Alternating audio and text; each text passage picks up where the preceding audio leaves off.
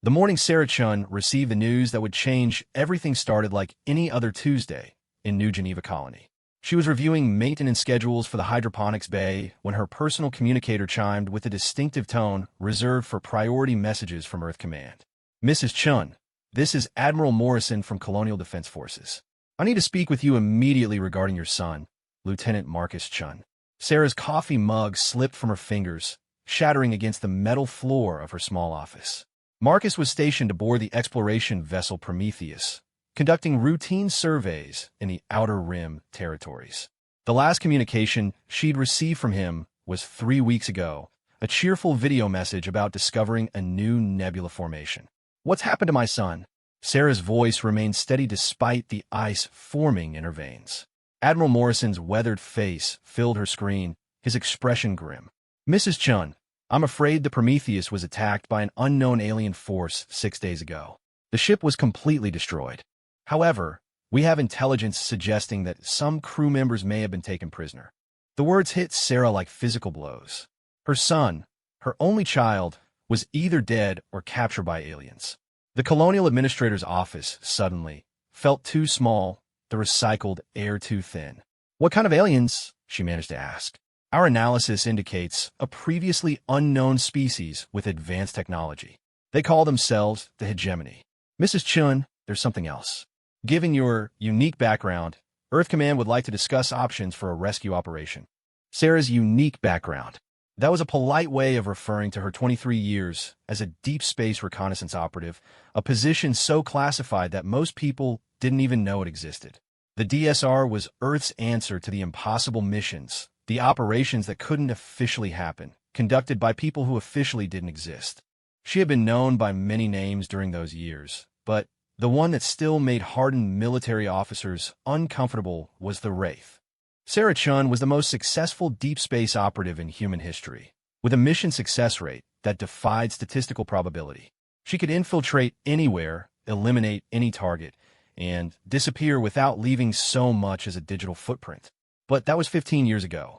She had retired after Marcus was born, choosing the quiet life of a colonial engineer over the shadows between the stars. She had hoped those days were behind her forever. "Admiral, I've been retired for 15 years. I'm just a maintenance supervisor now." Morrison's expression didn't change. "Mrs. Chun, we both know that's not entirely accurate. Your neural implants were never removed, just deactivated. Your muscle memory, your training, your instincts, none of that goes away. We need someone who can get behind enemy lines and bring our people home." Sarah closed her eyes, feeling the familiar weight of decision pressing down on her shoulders. When she opened them again, Admiral Morrison saw something that made him straighten in his chair. The mild-mannered colonial engineer was gone, replaced by something far more dangerous. "Tell me everything you know about the hegemony." The briefing took place in a secure facility beneath New Geneva's main administrative complex. Sarah found herself in a windowless room with Morrison and 2 intelligence officers she didn't recognize. The younger one, Lieutenant Colonel Hayes, looked nervous. The older one, simply identified as Wilson, watched her with the careful attention of someone who recognized a predator. "The hegemony appeared in our sensor networks approximately 8 months ago," Morrison began, activating a holographic display. "They're an expansionist empire controlling roughly 40 star systems in what we previously thought was empty space. Their technology is significantly more advanced than ours, particularly in the areas of faster-than-light travel and energy weapons." The hologram showed sleek, organic-looking ships that seemed to flow rather than fly through space. Sarah studied them with professional interest, already calculating attack vectors and weak points. "What do we know about their biology?" she asked. Lieutenant Colonel Hayes leaned forward eagerly. "They're humanoid, but larger than humans, averaging about 8 feet in height. Chitinous exoskeleton, multiple arms, and what appears to be a hive mind social structure. They seem to view other species as either potential slaves or raw materials." "Slave labor," Sarah mused. "That's why they took prisoners instead of just destroying the ship outright." "What's their homeworld like?"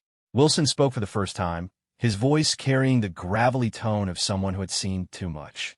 "That's where things get interesting. We managed to track their ships back to a system they call Nexus Prime. It's a massive orbital habitat surrounding a neutron star, housing an estimated 50 billion beings. Sarah raised an eyebrow. 50 billion? That's not a world. That's a weapon pointed at the galaxy. Exactly, Morrison agreed. The hegemony isn't just expanding for resources. They're building something, and every species they encounter either joins them or becomes fuel for their war machine. The hologram shifted to show detailed scans of the hegemony ships, revealing technology that was both alien and unsettling. The hulls seemed to pulse with organic rhythms, and weapon systems that defied human understanding of physics. How many of our people are we talking about? Sarah asked. Hayes consulted his datapad. 43 crew members from the Prometheus, plus an unknown number from other ships we've lost contact with over the past few months. Conservative estimates suggest they're holding at least 200 humans across their territory. 200 people, 200 sons and daughters, mothers and fathers, all trapped in the hands of an enemy that viewed them as property. Sarah felt something cold and familiar settling into her bones, a feeling she hadn't experienced in 15 years. What's the plan? She asked, though she suspected she already knew the answer. Morrison exchanged glances with Wilson before responding. There is no plan. Official diplomatic channels have been unsuccessful. The hegemony views our attempts at communication as signs of weakness. Military action is impossible given their technological superiority. That leaves us with exactly one option. A ghost mission, Sarah said quietly. A ghost mission, Morrison confirmed. Completely off the books. If you're captured, Earth will deny any knowledge of your existence. If you succeed, this conversation never happened. If you fail, if I fail, my son dies with 200 other people while the hegemony continues their expansion. Sarah stood up, feeling her body automatically shift into the posture she had trained for decades ago. What resources do I have? Wilson smiled for the first time, and it wasn't a pleasant expression. Whatever you need. We've prepared a ship with the most advanced stealth technology available. Experimental weapons, the latest intelligence data, and a support network that spans half the galaxy. The ship is called Shadow's Edge, and it's waiting for you at the restricted dock. Sarah nodded, already running through mission parameters in her mind. Timeline.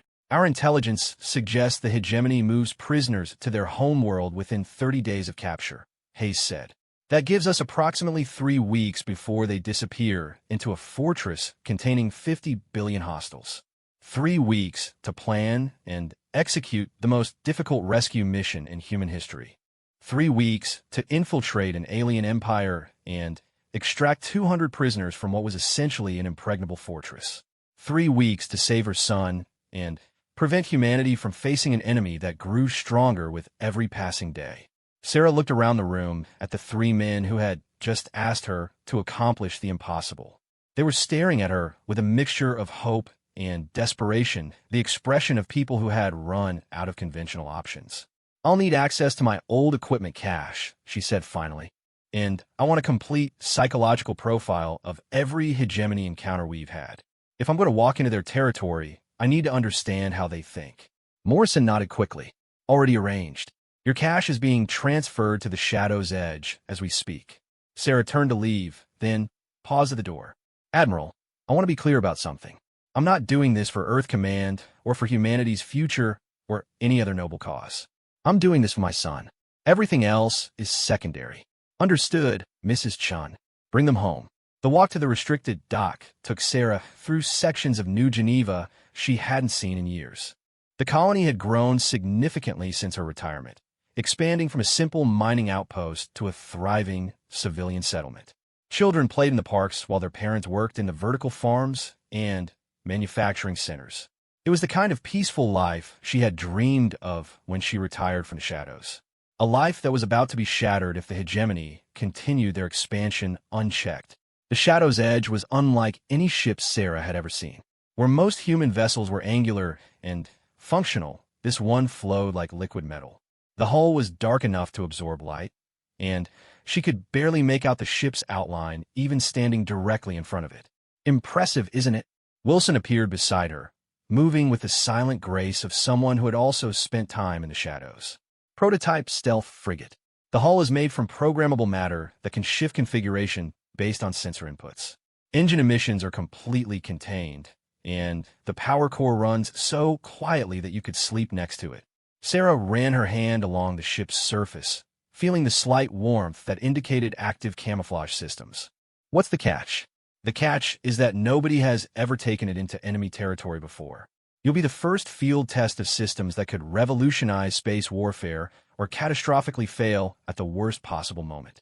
Comforting, Sarah muttered, but she was already mentally cataloging the ship's capabilities. The Shadow's Edge was exactly what she needed for a ghost mission. Fast, silent, and invisible when it mattered most. The ship's interior was even more impressive than its exterior. The bridge was designed for a single-person operation, with neural interface points that would allow her to control every system through thought alone. The cargo bay contained her equipment cache, weapons that didn't officially exist, surveillance gear that could penetrate any known security system, and the distinctive black armor that had earned her the nickname Wraith. But it was the medical bay that caught her attention. Suspended in a cryogenic chamber was a small device no larger than her thumb. She recognized it immediately. A neural reactivation unit designed to restore her dormant implants to full functionality. Sarah stared at the device for a long moment. Once she activated those implants, there would be no going back.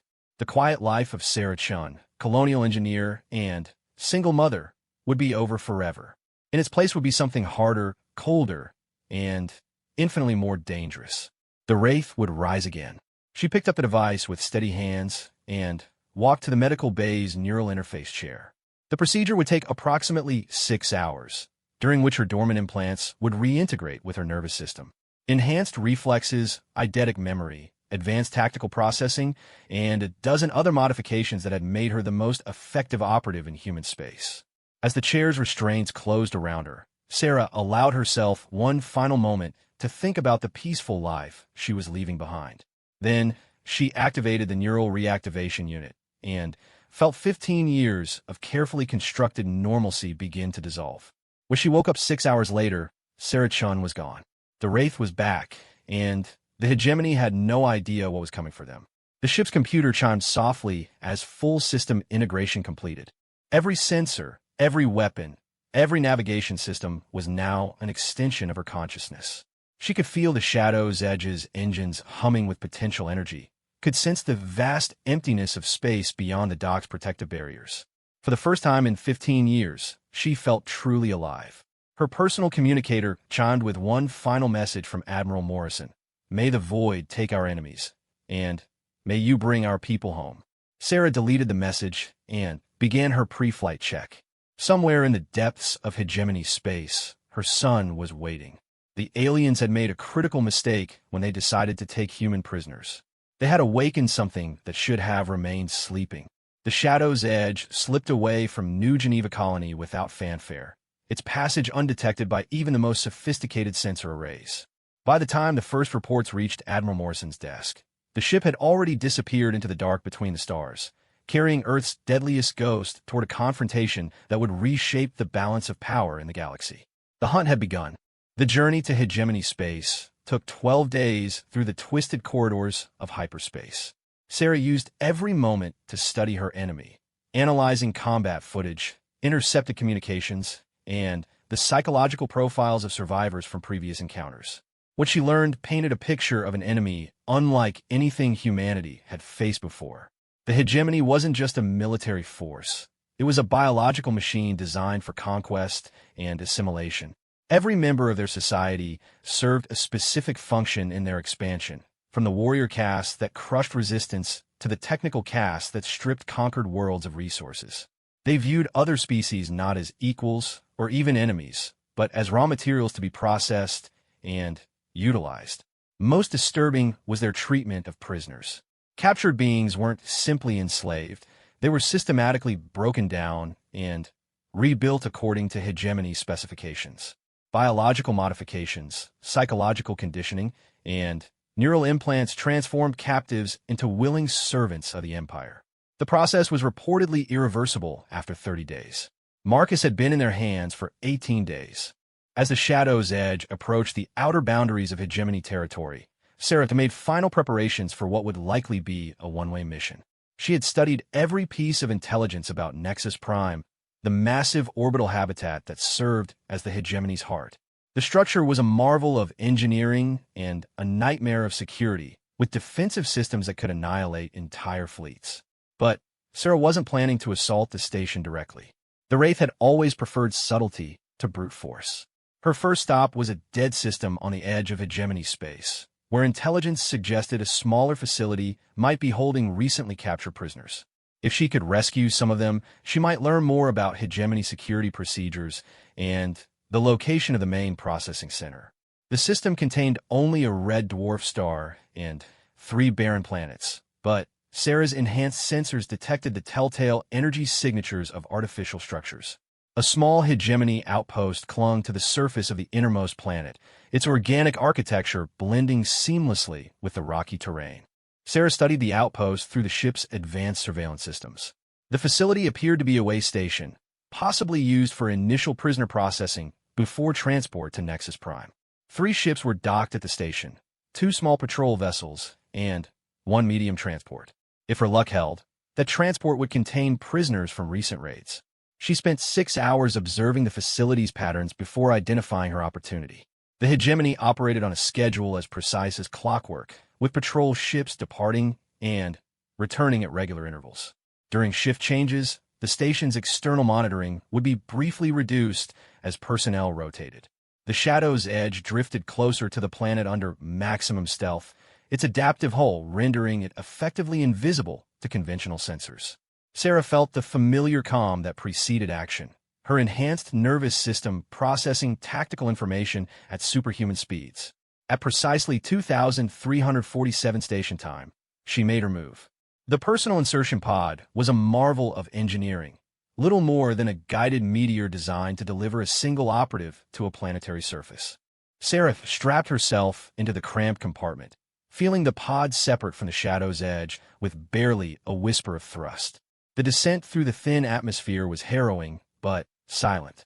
The pod's heat dispersal systems scattered its thermal signature across the spectrum, making it appear to be nothing more than cosmic debris. Sarah felt the familiar thrill of a perfectly executed infiltration as the pod touched down in a rocky canyon 3 kilometers from the outpost. The surface of the planet was a wasteland of red stone and thin air, but Sarah's armor provided full environmental protection. She moved across the broken terrain with inhuman grace, her enhanced muscles carrying her swiftly toward the target. The gravity was lighter than Earth normal, allowing her to make leaps that would have been impossible in her unaugmented form. The outpost revealed itself to be larger than initial scans had suggested. Most of the facility was underground, with only communication arrays and docking ports visible on the surface. Sarah counted at least 50 individual structures connected by a network of tunnels carved directly into the bedrock. Her first priority was intelligence gathering. She needed to understand the facility's layout, guard rotations, and, most importantly, the location of any human prisoners. Sarah activated her armor's stealth systems and became a ghost among the shadows. The hegemony guards were impressive specimens, each one standing over 8 feet tall, with chitinous exoskeletons that could probably stop small arms fire. Their multiple arms moved with unsettling coordination, and their compound eyes provided nearly 360-degree vision. Nearly, but not quite. The Wraith had built her reputation on finding the blind spots that every enemy possessed, no matter how alien. She studied the guards' movement patterns for an hour before identifying the 17-second gap in their coverage near the main entrance. 17 seconds to cross 30 meters of open ground and disable 2 guards without raising an alarm. For most people, it would be impossible. For Sarah, it was a challenge. She moved like liquid darkness, her enhanced reflexes carrying her across the dangerous ground in perfect silence. The first guard never even sensed her approach before her monofilament blade separated its head from its shoulders. The second guard began to turn as its companion fell, but Sarah's neural implants had already calculated the optimal strike pattern. Both aliens died without making a sound. Sarah dragged the bodies into the shadows and continued her infiltration. The facility's interior was a maze of organic corridors that seemed to pulse with their own rhythm. The walls were covered in what appeared to be living tissue, and the air carried the scent of something indefinably alien. Her destination was the communication center, where she hoped to access the facility's records and determine if any humans were being held here. The center was located 3 levels down, according to the structural scans her armor had compiled during the approach. The corridors were patrolled, but sparsely. The hegemony clearly didn't expect infiltration in their own territory. Sarah avoided the guards with ease, using her enhanced hearing to track their movements through the facility's organic walls. The communication center was protected by a security door that would have challenged most infiltration specialists.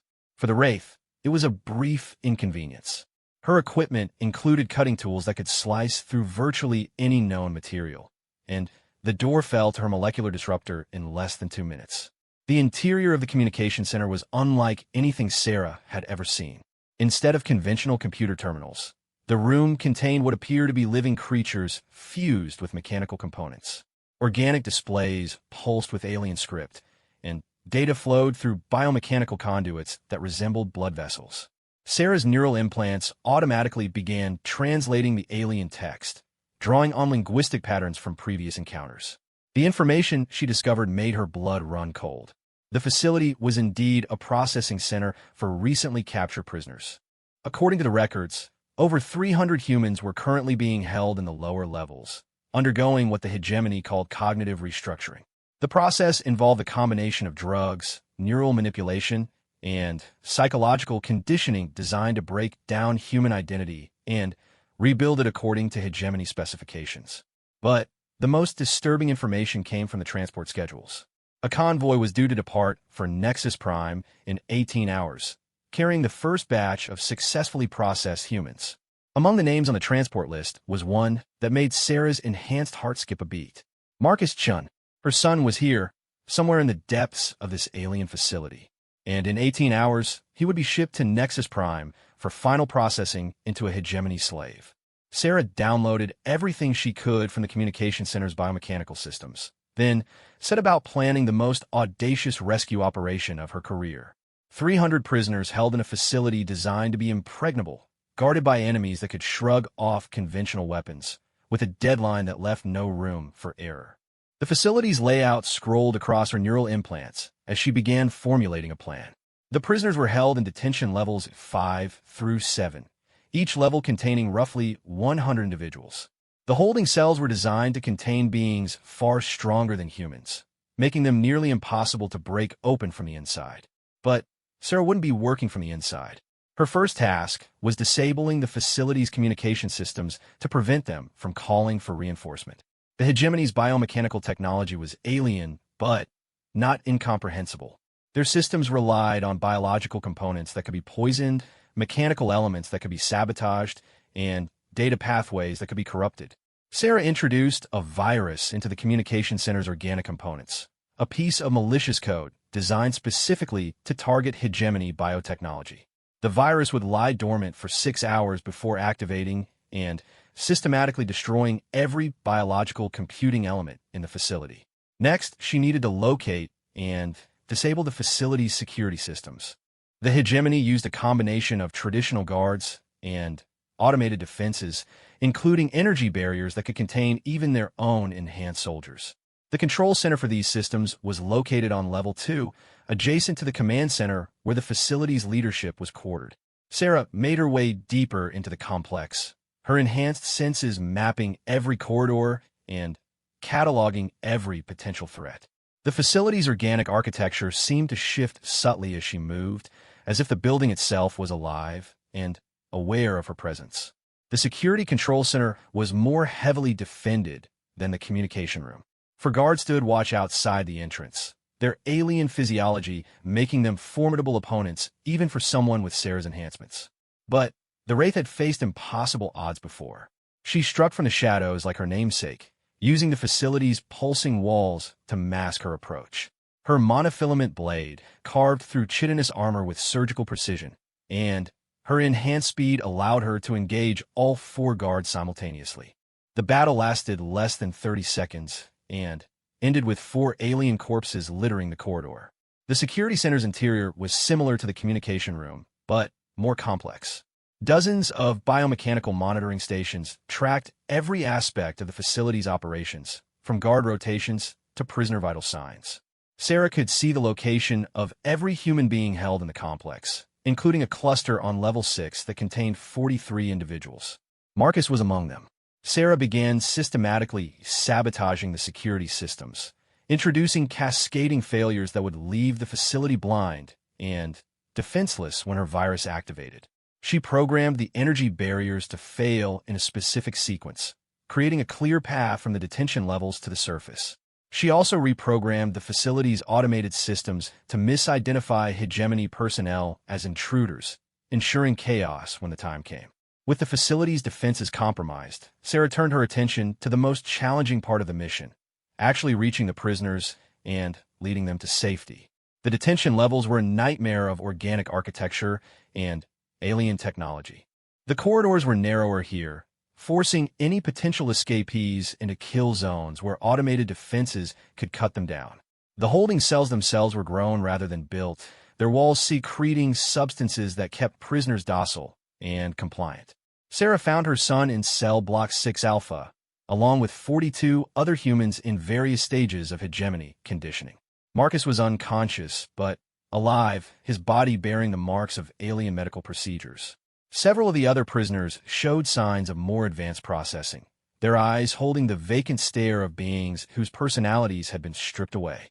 The cell doors were sealed with both biological and mechanical locks, requiring a precise combination of chemicals and electronic signals to open. Sarah's equipment included universal unlock protocols, but the alien locks would take time to decode. Time she didn't have. The virus would activate in 2 hours, plunging the facility into chaos. But the transport to Nexus Prime was scheduled to depart in 16 hours, meaning the hegemony would have plenty of time to manually override their systems and continue the prisoner transfer. Sarah made a decision that would have horrified her 15 years ago. She activated the virus early. The effect was immediate and catastrophic. Every biological component in the facility's computer system began dying simultaneously, causing cascading failures throughout the complex. Emergency lighting flickered and died, leaving only the faint bioluminescence of the walls to provide illumination. Security barriers sparked and collapsed, while automated defense systems turned on their creators. The hegemony guards responded with military precision, but their coordination was crippled by the loss of their communication and monitoring systems. Sarah could hear them moving through the corridors above, trying to establish manual control over the facility's critical systems. She worked frantically to open the holding cells, using brute force where finesse failed. The first cell surrendered to her molecular disruptor after 3 minutes of cutting, releasing a dozen humans who stared at her with a mixture of hope and confusion. Who are you?" asked a woman wearing the remnants of a colonial Navy uniform. "I'm your way home," Sarah replied, moving to the next cell. "Stay close and do exactly what I tell you." The rescue operation became a running battle as hegemony reinforcements converged on the detention levels. Sarah's enhanced senses tracked their approach while she continued freeing prisoners, her tactical implants calculating optimal escape routes and defensive positions. The aliens were magnificent warriors, but they were fighting in conditions they had never trained for. The loss of their technological advantages reduced them to little more than large, strong animals, while Sarah retained every enhancement that made her superhuman. She cut down the first wave of guards with mechanical precision, her weapons designed specifically to penetrate hegemony armor. The freed prisoners watched in awe as the small woman in black armor moved like death incarnate through their enemies. "My God," whispered one of the rescued humans. "What are you?" Sarah didn't answer. She was focused on reaching cell block 6 Alpha, where her son was waiting. Every second of delay meant more hegemony reinforcements, more complications, more chances for the mission to fail catastrophically. The final cell block was the most heavily defended, with a dozen guards standing between Sarah and her objective. These weren't the regular facility guards, but members of the warrior caste, each one a veteran of 100 battles across the galaxy. Sarah smiled beneath her helmet. Finally, a real challenge.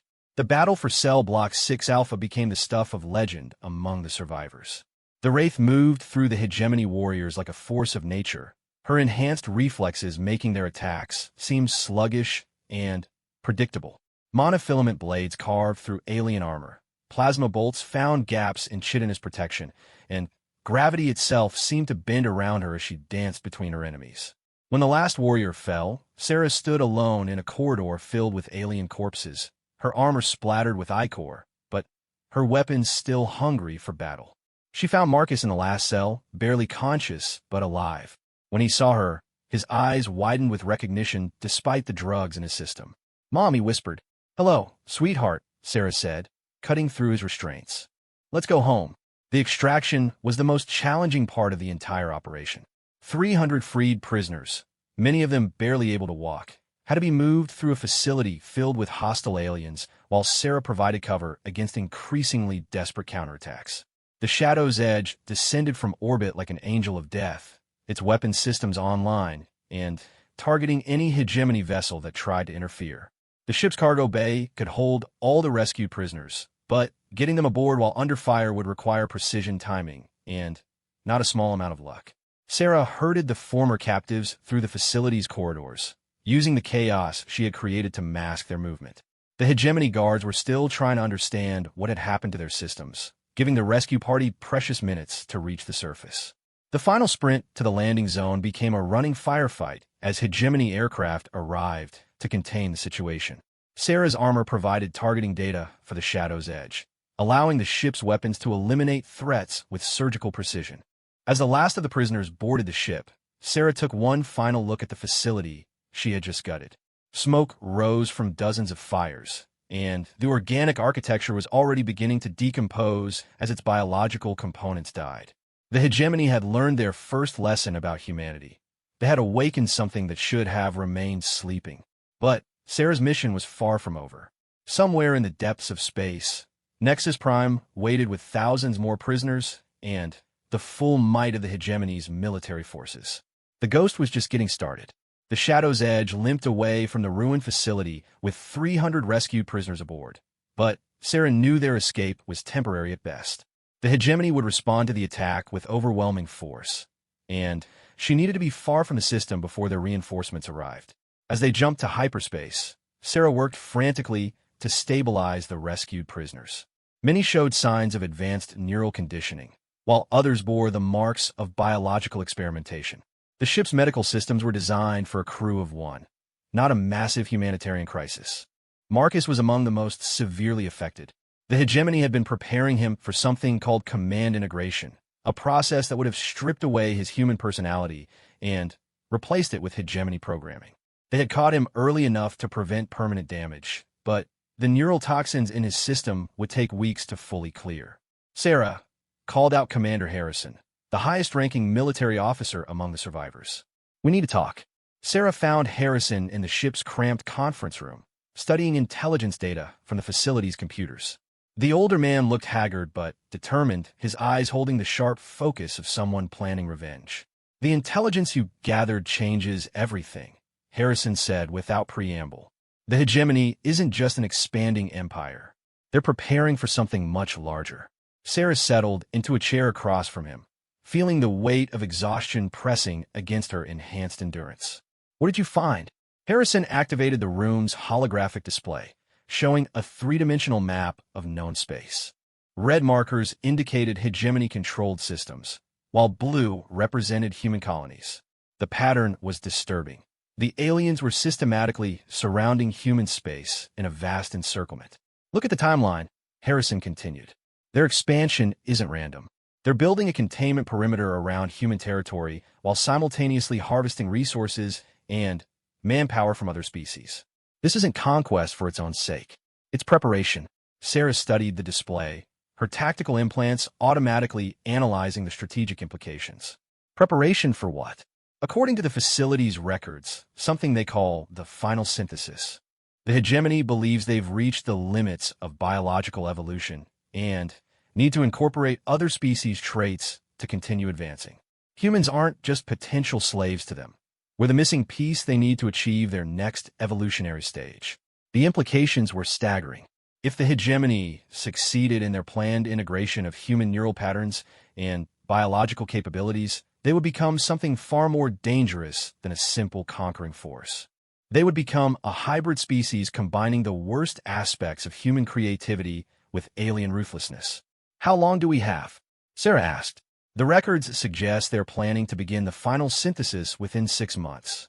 They need to capture and process at least 10,000 humans to have sufficient genetic diversity for their project. Sarah's enhanced mind immediately began calculating possibilities and outcomes. 10,000 people.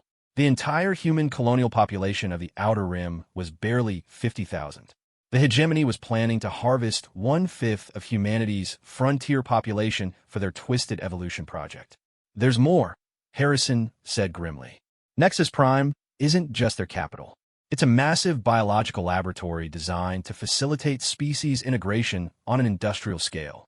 The facility can process thousands of beings simultaneously, breaking down their genetic code and psychological patterns before incorporating useful traits into the hegemony's collective. Sarah stood up abruptly, pacing to the room's single porthole. Outside, the twisted colors of hyperspace painted the universe in impossible hues. What about the prisoners already being held there? Unknown. The facility's records indicated regular transports, but didn't specify locations or numbers. If I had to guess, I'd say Nexus Prime is holding at least 5,000 humans in various stages of processing. 5,000 people. 5,000 sons and daughters, mothers and fathers, all waiting to be dissolved into components for an alien evolution project. The scale of the atrocity was almost incomprehensible. But Sarah had faced impossible odds before. "I'm going to Nexus Prime," she announced. Harrison stared at her as if she had declared her intention to attack a star. "That's suicide." Nexus Prime is the most heavily defended location in hegemony space. It's surrounded by a fleet of over 1,000 warships and protected by defensive systems that could annihilate entire fleets. "Then, I'll have to find another way in." Sarah turned back to face him, and Harrison saw something in her eyes that made him step back involuntarily. The hegemony made a mistake when they took human prisoners. They've shown us what they're capable of, but they have no idea what we can do when we're properly motivated. Over the next several hours, Sarah worked with the surviving military officers to plan what was probably the most audacious rescue mission in human history. The Shadow's Edge was fast and stealthy, but it couldn't fight its way through 1,000 warships. They needed a different approach. The answer came from an unexpected source: Chief Petty Officer Martinez, a communications specialist who had been captured during a routine patrol. She had spent 2 weeks in hegemony custody before the rescue, long enough to observe their procedures and identify potential weaknesses. "They're not as unified as they appear," Martinez explained during a briefing session. "The hegemony is divided into specialized castes, each one responsible for different aspects of their society. The castes cooperate, but don't really trust each other. There's particular tension between the warrior caste and the science caste." Sarah leaned forward with interest. "What kind of tension?" "The warriors think the scientists are wasting resources on biological experiments that could be better used for conquest. The scientists think the warriors are too primitive to understand the importance of evolutionary advancement. They barely communicate with each other unless absolutely necessary." A plan began forming in Sarah's enhanced mind, audacious in its scope and probably impossible to execute. But the Wraith had built her reputation on accomplishing the impossible. "What would happen if the castes thought the other was betraying the hegemony?" she asked. Martinez looked puzzled. "I'm not sure. Their social structure is built around cooperation and shared purpose. A breakdown in caste relationships might paralyze their decision-making process. Or it might start a civil war," added Harrison grimly. Sarah smiled for the first time since beginning the mission. Even better, the next phase of the plan required splitting their resources. The rescued prisoners would be taken to a safe haven where they could recover from their ordeal and provide intelligence to human military forces. Meanwhile, Sarah would take the Shadow's Edge deeper into hegemony territory to begin psychological warfare operations designed to destabilize their society. But first, they needed to establish contact with Earth Command. The communications equipment at the ruined facility had provided valuable intelligence about hegemony command frequencies and encryption protocols. If Sarah could get a message through to Admiral Morrison, she might be able to coordinate a larger operation. The Shadow's Edge dropped out of hyperspace in an empty system 3 days from Nexus Prime, its passive sensors immediately beginning to scan for threats. The system was officially uninhabited, but Sarah's experience had taught her that empty space was rarely truly empty. Her caution proved justified when the sensors detected a small human outpost hidden in the shadow of a gas giant's moon. The facility was running under complete communications blackout, its energy signature almost indistinguishable from natural background radiation. That's a deep space reconnaissance station, Sarah realized, studying the sensor readings. One of ours. DSR stations were among the most classified facilities in human space, serving as forward observation posts and safe houses for operations that officially didn't exist. If this station was still operational, it might provide resources and intelligence that could make the difference between success and catastrophic failure. Sarah approached the station cautiously, using authentication codes that were 15 years out of date. She was prepared to fight her way aboard if necessary, but the station's automated systems recognized her credentials and granted docking permission. The station was smaller than the outpost she had attacked, but it was clearly human in design. Utilitarian corridors led to functional compartments filled with equipment she recognized from her operational days. The facility appeared to be abandoned, but Sarah's enhanced senses detected the subtle signs of recent habitation. She found the station's commanding officer in the central control room, Colonel Sarah McCready, a woman Sarah recognized from her own operational days. McCready was older now, grayer, but her eyes still held the sharp intelligence that had made her one of the DSR's most effective commanders. "Well, I'll be damned," McCready said, looking up from a bank of monitoring equipment. "The Wraith herself. I thought you were retired." "I was," Sarah replied. "The hegemony changed that." McCready's expression grew serious. "I've been monitoring their activities from this station for the past 8 months. What you did to that processing facility has them seriously rattled. Half their deep space patrols are searching for you, and the other half are reinforcing their major installations." "Good. Rattled enemies make mistakes. What's the tactical situation at Nexus Prime?" McCready activated the room's main display, showing a detailed sensor scan of the hegemony capital. The structure was even more massive than intelligence had suggested, an orbital habitat that could easily house 100 billion beings. Ships swarmed around it like insects around a hive, their numbers almost beyond counting. "The bad news is that Nexus Prime is exactly as impregnable as we thought," McCready said. "The good news is that they're experiencing some internal difficulties." Sarah leaned forward with interest. "What kind of difficulties?" 3 days ago, someone assassinated High Scientist Kithra, the hegemony's leading expert on biological integration. The warriors blamed the science cast for inadequate security. The scientists blamed the warriors for allowing an assassin to penetrate their territory. Sarah's enhanced mind immediately recognized the opportunity. The hegemony's caste system was their greatest strength and their most vulnerable weakness. If that system could be turned against itself. "Do we know who killed the scientists?" she asked.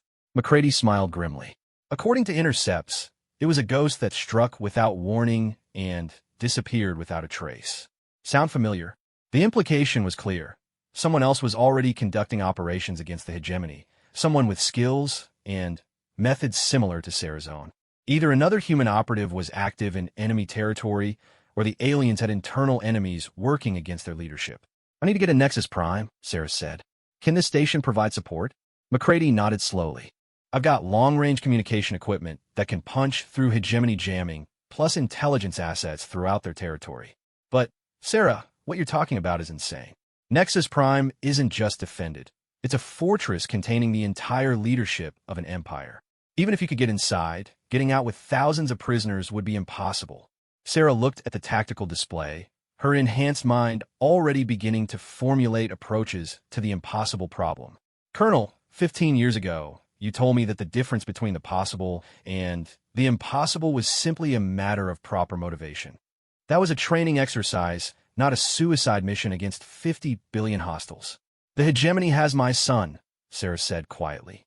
"They have 5,000 other people's children. They're planning to dissolve 10,000 humans into raw materials for their evolution project.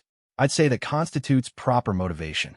McCready stared at her for a long moment, then began entering commands into her workstation.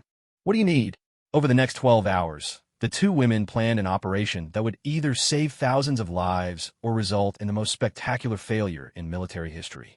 McCready's intelligence network provided detailed information about Nexus Prime structure, security procedures, and internal politics. The habitat was divided into 5 major sections. The central core containing the leadership hierarchy, the science sectors where biological experiments were conducted, the manufacturing sectors that produced hegemony technology, the residential sectors housing the general population, and the military sectors coordinating the empire's expansion. The prisoners were being held in the science sectors, specifically in a massive facility called the Integration Complex. The complex was designed to process thousands of beings simultaneously, breaking them down into genetic components and psychological patterns that could be incorporated into the hegemony's collective evolution. Security around the Integration Complex was absolute. It was protected by energy barriers that could stop antimatter warheads, guarded by the most elite warriors in the hegemony military, and monitored by surveillance systems that tracked every molecule of air within a 5-kilometer radius. But the Wraith had always specialized in finding the impossible approaches. "There's one potential entry point," McCready said, highlighting a section of the habitat's outer shell. "The thermal exhaust manifolds that regulate the habitat's internal temperature. They're too small for ships and too heavily shielded for conventional weapons, but a single person in powered armor might be able to navigate them." Sarah studied the schematics, her tactical implants, calculating approach vectors, and survival probabilities. The thermal manifolds were a maze of superheated plasma conduits and radiation fields that would kill an unprotected human in seconds. Even with her enhanced physiology and advanced armor, the journey would be extremely dangerous. "How long would it take to reach the Integration Complex through the manifolds?" she asked. "Approximately 4 hours, assuming you don't get lost, cooked by plasma discharge, or detected by automated security systems. 4 hours to penetrate the most heavily defended facility in known space. 4 hours to locate and extract 5,000 prisoners from a complex designed to be impregnable. 4 hours to escape before the full might of the hegemony military converged on her position." Sarah had faced worse odds before. Not much worse, but worse. "I'll need a diversion," she said. "Something to draw their attention away from the Integration Complex while I work." McCready's expression grew thoughtful. "I might be able to arrange something. The assassination of High Scientist Kithra has the casts pointing fingers at each other. If someone were to provide evidence that one caste was actively betraying the others, can you fabricate convincing evidence? I can do better than that. I can provide real evidence of caste conflicts and frame it to look like active betrayal. Give me 6 hours, and I'll have the warrior caste and science caste ready to go to war with each other." Sarah nodded, already beginning final preparations for the most dangerous mission of her career. The Shadow's Edge would need modifications to survive the approach to Nexus Prime, and her armor would need additional shielding to protect against the thermal manifold's extreme environment. As she worked, Sarah allowed herself a moment to think about Marcus and the other prisoners waiting in the depths of the alien fortress. They were depending on her to accomplish the impossible, to extract them from a situation that no conventional military force could resolve. The hegemony believed they were an unstoppable force of nature, evolved beyond the limitations that constrained lesser species. They were about to discover what happened when an unstoppable force met Earth's most immovable object. The Wraith was coming for them, and hell was following with her. The approach to Nexus Prime was unlike anything Sarah had ever experienced. The massive orbital habitat dominated local space like an artificial moon, its biomechanical surface pulsing with the rhythm of a living organism. Ships swarmed around it in patterns too complex for human comprehension, while defensive platforms the size of cities maintained vigilant watch over the approaches. Sarah guided the Shadow's Edge through the outer sensor networks with surgical precision, using the ship's advanced stealth systems to become invisible to the most sophisticated detection equipment in known space. The vessel's adaptive hull continuously shifted its configuration, mimicking the energy signatures of cosmic debris and background radiation. Colonel McCready's diversion plan was already in motion. Carefully fabricated evidence of caste betrayal was working its way through hegemony communication networks, suggesting that the science caste had deliberately weakened security to allow the assassination of High Scientist Kithra. The warrior caste response had been immediate and predictable. They were conducting a comprehensive security review that was paralyzing normal operations. Sarah watched through the ship's sensors as hegemony military vessels moved into aggressive postures around the science sectors. The aliens were turning their legendary unity against themselves, and the resulting chaos would provide exactly the cover she needed. The thermal exhaust manifolds were located on the habitat's night side, where the structure's massive bulk blocked most incoming solar radiation. Sarah positioned the Shadow's edge in the shadow of a defunct communications array and prepared for what would likely be a one-way journey into the heart of enemy territory. Her armor had been modified with additional thermal shielding and radiation protection, but the systems would only provide 30 minutes of protection against the manifold's extreme environment. If she took longer than that to reach the integration complex, she would be cooked alive inside her own protective suit. The insertion was harrowing. Sarah ejected from the Shadow's edge in a single-person pod barely larger than a coffin, its minimal thruster systems guiding her toward the thermal manifold entrance with mechanical precision. The pod's heat dispersal systems scattered its signature across the electromagnetic spectrum, making it appear to be nothing more than a piece of space debris. The manifold entrance was a circular aperture 3 meters across, designed to vent superheated plasma from the habitat's thermal regulation systems. Sarah's pod slipped through the opening with centimeters to spare, immediately entering a hellscape of radiation and heat that would have killed an unprotected human instantly. The manifolds were a nightmare of twisted metal and flowing energy, their passages following organic curves that defied conventional engineering. Sarah abandoned the pod and continued on foot, her enhanced reflexes allowing her to navigate the maze of deadly obstacles within human precision. Plasma conduits carried energy at temperatures that could melt titanium, while radiation fields intense enough to cook flesh in seconds filled the spaces between them. Sarah's armor absorbed what it could and diverted the rest, but she could feel the systems beginning to strain under the impossible conditions. 20 minutes into her journey, she encountered the first of the manifold's automated security systems. The hegemony had installed hunter-killer drones throughout the thermal network, small mechanical predators designed to eliminate any intrusion. The drones were roughly spherical and covered with sensor arrays that could detect the slightest disturbance in the manifold's environment. Sarah's first indication of their presence was a barely audible whine as one of the machines emerged from an intersection ahead of her. The drone immediately focused on her position, its sensors analyzing her armor's energy signature and thermal profile. She moved before the machine could react, her enhanced speed carrying her across the narrow passage in a single bound. Her monofilament blade carved through the drone's armored shell, but not before it managed to transmit an alert signal deeper into the network. More drones appeared within seconds, their mechanical voices echoing through the manifolds as they coordinated their attack. Sarah found herself fighting a running battle through passages barely wide enough for her armored form, using the manifold's geometry to limit the machine's approach vectors. The combat was unlike anything she had trained for. The drones could withstand temperatures and radiation levels that would destroy conventional equipment, while their compact size allowed them to maneuver through spaces where Sarah's larger form struggled to fit. She was forced to use every enhancement at her disposal, combining superhuman reflexes with tactical processing capabilities that allowed her to predict the machine's movements. The battle ended when Sarah reached a major junction in the manifold system.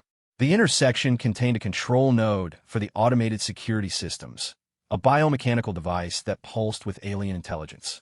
She destroyed it with a precisely placed explosive charge, causing a cascading failure that disabled every drone in the surrounding network. The explosion also damaged several plasma conduits, filling the junction with superheated gases that pushed her armor's protective systems to their absolute limits. Sarah pressed forward through the inferno, knowing that every second of delay brought her closer to thermal death. She emerged from the manifolds into a service corridor deep within Nexus Prime's superstructure 43 minutes after entering the system. Her armor's thermal protection had failed completely, and only her enhanced physiology had kept her alive during the final approach. The suit's internal temperature readings showed conditions that would have killed a normal human 5 times over. The service corridor was mercifully cool after the hell of the manifolds, but Sarah knew she was now in the most dangerous phase of the mission. She was inside the enemy's stronghold, with no backup and no way to retreat if things went wrong. The integration complex was located 17 levels below her current position, accessible through a network of maintenance passages that the hegemony used to service their biological systems. Sarah's intelligence indicated that the passages were lightly guarded, but that assumption was based on data that was weeks old. She moved through the service areas like her namesake, using her enhanced senses to detect guard patrols and automated surveillance systems. The hegemony's internal security was impressive, but predictable, following patterns that her tactical implants could analyze and exploit. The first real challenge came when she encountered a checkpoint controlling access to the lower levels. The security station was staffed by 6 hegemony guards and protected by energy barriers that could stop heavy weapons fire. Getting past them would require either a prolonged firefight that would alert the entire complex or a more subtle approach. Ça chose subtilité. She spent an hour studying the checkpoint's operations, learning the guards' routines, and identifying their weaknesses. The hegemony's caste-based society created blind spots in their security procedures. Guards from different castes didn't communicate effectively, and their equipment was optimized for external threats rather than internal infiltration. When the guards changed shifts, Sarah struck with lethal precision. She eliminated the first 2 sentries before they could raise an alarm, then used their identification codes to access the checkpoint security systems. The energy barriers flickered and died, while the surveillance systems registered nothing but routine maintenance activities. The lower levels of Nexus Prime were a biological maze unlike anything in human space. The corridors were alive, their walls pulsing with organic rhythms and secreting substances that maintained the habitat's atmospheric balance. The air itself carried alien scents and sounds that triggered primal fears in Sarah's enhanced nervous system. She was getting close to the integration complex. According to her intelligence, the facility occupied an entire section of the habitat's lower levels, processing beings from across the galaxy into raw materials for the hegemony's evolution project. The scope of the atrocity was almost beyond comprehension. Thousands of sentient beings reduced to genetic components and neural patterns. The first prisoners she encountered weren't human. The integration complex held representatives from dozens of species, each one in various stages of the processing sequence. Some retained their original forms, but showed signs of neural conditioning that had stripped away their personalities. Others had been physically modified, their bodies altered to serve hegemony requirements. But it was the humans that broke Sarah's heart. She found the first group in a holding area designated Batch 47C. 37 men and women who had been captured during raids on human settlements, now barely recognizable as the people they had once been. The hegemony's processing had left them docile and compliant, their eyes holding the vacant stare of beings whose minds had been rebuilt according to alien specifications. Sarah checked their identification tags with trembling hands, looking for familiar names among the victims.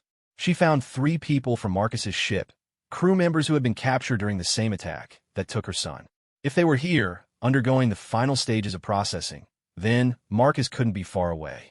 The integration complex was vast, containing hundreds of holding areas and processing chambers. Sarah moved through the facility methodically, checking each section for signs of recent human arrivals. The complex operated with mechanical efficiency, processing beings in batches according to strict schedules that maximized the extraction of useful genetic material.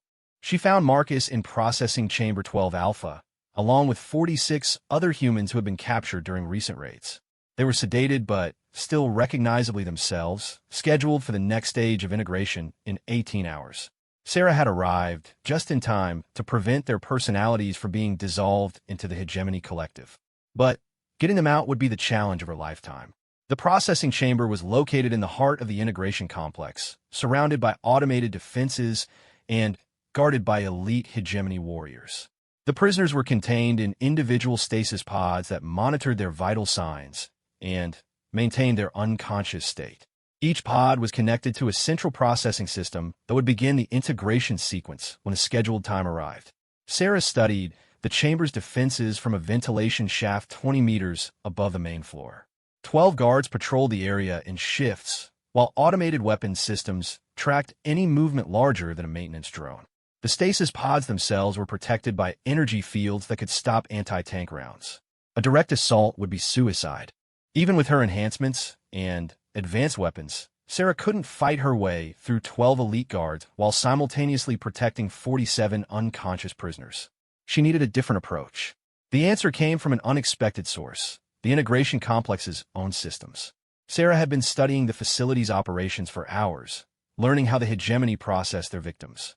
The procedure required precise timing and coordination between multiple systems, each one dependent on the others for proper function. If one critical system failed at the right moment, the cascading effects could shut down the entire complex. She identified her target, the central biological processor that converted raw genetic material into forms the hegemony could absorb. The device was located 3 levels below the processing chamber, protected by its own security systems, but accessible through the complex's maintenance network. Sarah made her way through service passages that were barely large enough for her armored form, using cutting tools to bypass security barriers and access restrictions. The biological processor was a nightmare of alien technology, a device that combined living tissue with mechanical components to achieve functions that defied human understanding. But the Wraith had always specialized in breaking things that weren't supposed to be broken. She placed explosive charges at critical points throughout the processor, using her knowledge of alien biotechnology to target the systems that would cause maximum disruption. The charges were designed to detonate in sequence, creating a cascading failure that would shut down the entire integration complex. As she worked, Sarah could hear the sounds of increased activity throughout the complex. The diversion that Colonel McCready had arranged was reaching its climax, with hegemony caste leaders accusing each other of treason and sabotage. Military units were being redeployed throughout Nexus Prime as the aliens struggled to maintain order in the face of internal conflict. The chaos provided perfect cover for Sarah's sabotage operation, but it also meant that her escape window was rapidly closing. Once the integration complex shut down, the hegemony would realize they were under attack and respond with overwhelming force. She had perhaps 30 minutes to free 47 prisoners and get them to safety before the full might of an alien empire descended on her position. Sarah completed her sabotage and returned to Processing Chamber 12 Alpha, arriving just as the first explosions echoed through the complex's lower levels. The biological processor was dying in carefully orchestrated stages, its failure triggering alarms throughout the facility. The guards in the processing chamber responded predictably, half of them rushing toward the source of the explosions while the rest took defensive positions around the stasis pods. Sarah waited until the chamber's complement was reduced to 6 guards before making her move. She struck from above like her namesake, dropping through a ventilation grate with weapons already firing. The first 2 guards died before they could raise an alarm, while the others found themselves fighting an enemy that moved faster than their enhanced reflexes could track. The battle was brief but intense. The hegemony warriors were magnificent fighters, but they were facing an opponent whose capabilities exceeded their understanding of what was possible. Sarah's enhanced speed and tactical processing allowed her to engage all 6 guards simultaneously, using the chamber's geometry to prevent them from coordinating their attacks.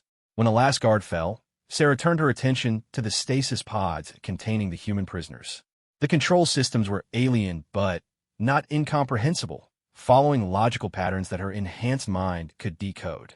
She began the release sequence for all 47 pods, using override codes she had captured from the facility's computer systems. Marcus was in the 3rd pod. She opened, his eyes unfocused but aware as the sedatives wore off. When he saw her, recognition dawned slowly across his features. "Mom?" he whispered, his voice hoarse from the chemical restraints. "Hello, sweetheart," Sarah replied, helping him sit up. "We need to go. Right now." The other prisoners were waking up with varying degrees of coherence. Some were alert enough to understand the situation immediately, while others required assistance to even stand. Sarah counted 47 souls, depending on her, to get them safely out of the most heavily defended facility in known space. The escape route she had planned was already compromised. The explosions in the biological processor had triggered security lockdowns throughout the complex, sealing the maintenance passages she had used to reach the processing chamber. She needed an alternative exit that could accommodate 47 people, many of whom were barely able to walk.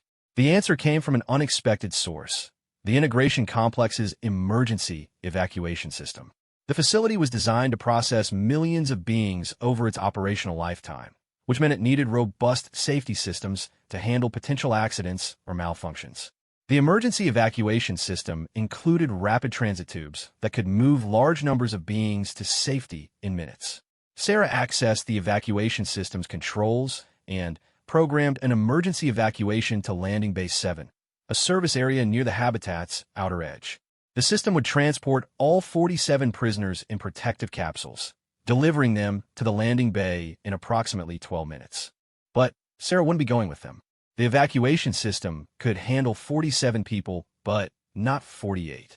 Someone had to stay behind to operate the controls and ensure the prisoners reached safety.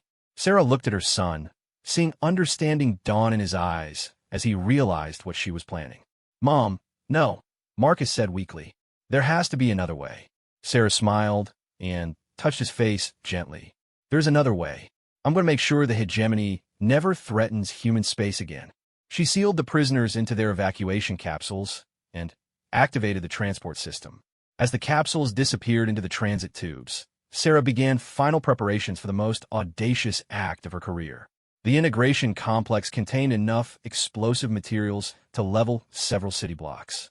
If those materials were detonated in a controlled sequence, the resulting explosion would cripple Nexus Prime's ability to process captured beings.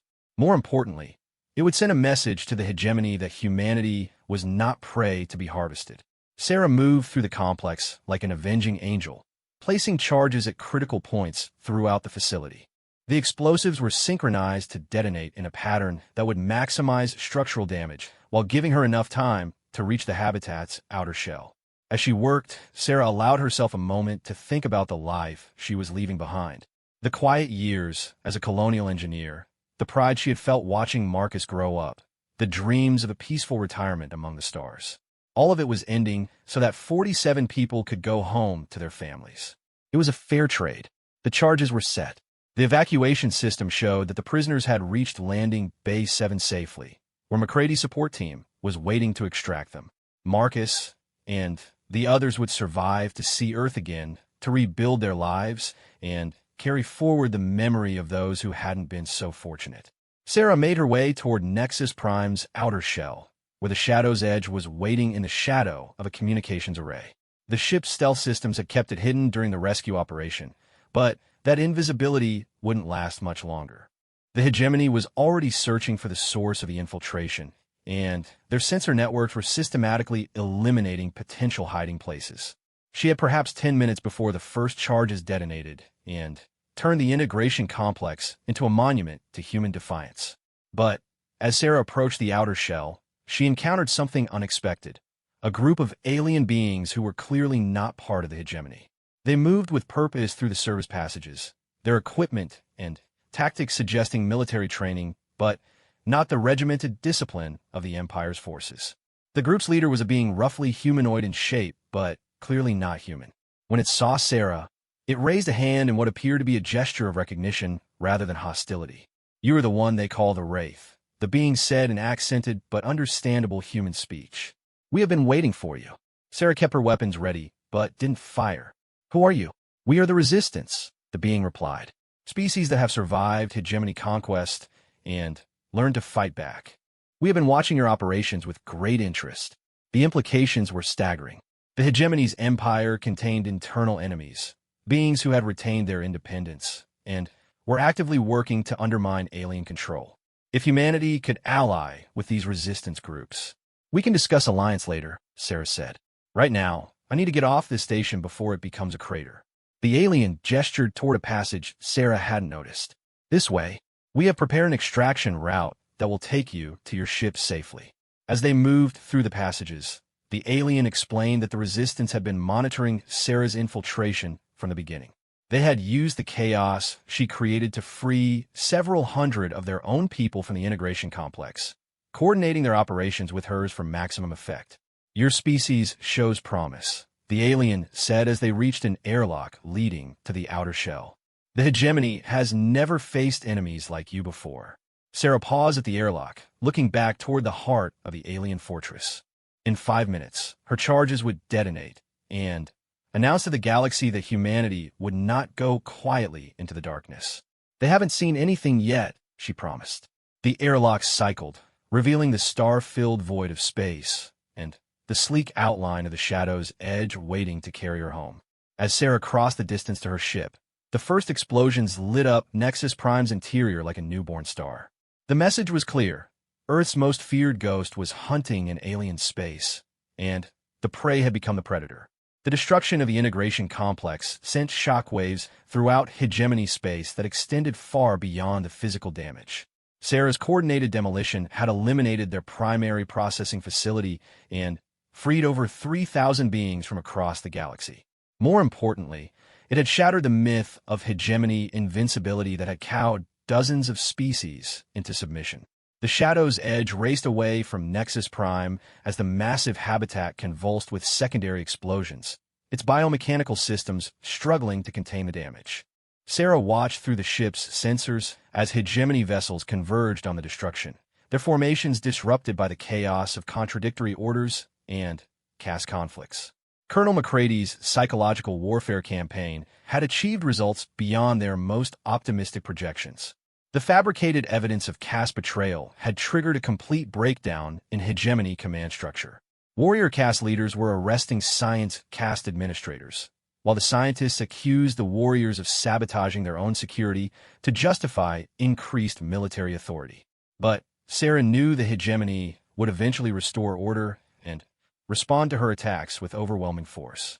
She needed to reach the rendezvous point where Marcus and the other rescued prisoners were waiting, then get them safely back to human space before the aliens regrouped. The journey to the rendezvous took 18 hours through hyperspace, during which Sarah coordinated with resistance forces throughout hegemony territory. The alien coalition that had helped her escape Nexus Prime represented 12 different species, each one harboring survivors who had learned to fight back against their conquerors. The resistance operated from hidden bases scattered throughout the Empire, using hit-and-run tactics to disrupt hegemony operations while avoiding direct confrontation with their overwhelming military superiority. They had been conducting a shadow war for decades, but Sarah's dramatic rescue had given them something they had never possessed before: hope. "Your attack has changed everything," explained Kithara, the resistance leader she had met during her escape. The alien's appearance was striking, tall, and graceful with crystalline features that refracted light in hypnotic patterns. Her species, the Luminari, had been among the first to fall to hegemony expansion 3 centuries ago. "How so?" Sarah asked during a secure communication session. "The hegemony's power rests on the belief that resistance is futile," Kithara continued. "They convince conquered species that submission is the only path to survival. But you proved that even their strongest fortress can be penetrated, their most critical systems can be destroyed." The psychological impact was already visible throughout the Empire. Resistance cells that had remained dormant for years were suddenly conducting sabotage operations against hegemony infrastructure. Slave populations were staging uprisings in systems that had been peaceful for decades. The aliens' iron grip on their empire was beginning to slip. But the hegemony's response was predictably violent. Intelligence reports indicated they were conducting massive reprisals against civilian populations, attempting to crush the growing rebellion through terror and brutality. Entire worlds were being sterilized as examples to others who might consider resistance. Sarah felt the weight of responsibility pressing down on her. Her actions had saved thousands of prisoners, but had potentially doomed millions more to hegemony retaliation. The ghost she had unleashed was consuming friend and foe alike. The rendezvous point was a mining station in an abandoned system, one of hundreds of facilities that had been evacuated as the hegemony expanded into human space. Sarah found the Defiant Dawn, a converted cargo hauler that Colonel McCrady had pressed into service as a rescue vessel. Marcus was waiting for her in the ship's medical bay, his condition improved but still showing the effects of hegemony conditioning. When he saw her, he stood up carefully and embraced her with the desperate intensity of someone who had thought he would never see home again. "I knew you'd come," he whispered against her shoulder. "Even when they told me it was impossible, I knew you'd find a way." Sarah held her son tightly, allowing herself a moment of purely human emotion before the demands of duty reasserted themselves. Around them, 46 other rescued prisoners were receiving medical treatment while intelligence officers debriefed them about their experiences in hegemony custody. The information they provided painted a disturbing picture of the aliens' long-term plans. The final synthesis project was even more ambitious than intelligence had suspected. The hegemony wasn't just planning to incorporate human traits into their collective. They intended to use humanity as a template for creating an entirely new species that combined the best characteristics of every race they had conquered.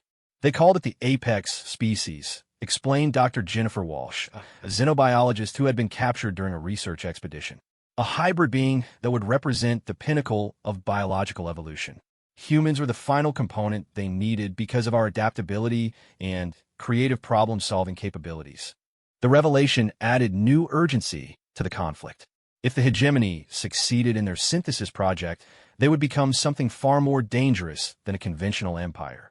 They would become a species designed specifically for conquest and domination, possessing all the advantages of their conquered races with none of their weaknesses.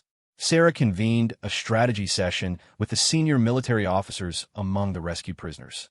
Commander Harrison had recovered enough to provide tactical analysis, while Colonel McCready participated via secure communication link from her observation station. "We've hurt them," Harrison said, studying intelligence reports from throughout hegemony space. "The destruction of the integration complex has set back their synthesis project by months, possibly years. But they'll rebuild unless we can keep the pressure on them." Sarah nodded, her enhanced mind already formulating the next phase of operations. "What about the resistance? Can we coordinate with their forces?" McCready's image flickered on the communication screen. "Kithra has been in contact with resistance cells throughout the Empire. They're willing to coordinate operations, but they need human support. Our technology and tactics give them capabilities they've never had before."